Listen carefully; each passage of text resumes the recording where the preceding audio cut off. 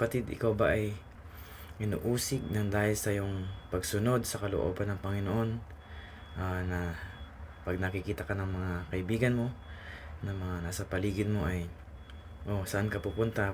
Pa-church ka, ganyan naman ang ugali mo. Huwag mo silang pansinin, kapatid. Lagi mong tatandaan, ayon sa Bible, sabi rito, pinagpala ang mga inuusig ng dahil sa kanilang pagsunod sa kalooban ng Diyos, sapagkat kabilang sila sa kaharian ng langit.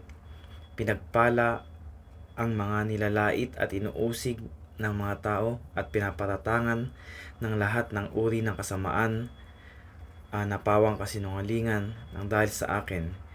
Magsaya kayo at magalak sapagkat malaki ang inyong gantimpala sa langit. Alalahanin ninyong inusig din ang mga propetang nauna sa inyo. Kaya kapatid, kung ano man yung ginagawa mo na pagsaserve, paglilingkod sa Panginoon, ituloy mo lang yon. Kung ano yung mga pagpupuri na ginagawa mo para sa Diyos, stand firm. Huwag mong talikuran ang iyong pananampalataya dahil sa mga sinasabi ng mga nakapaligid sa'yo.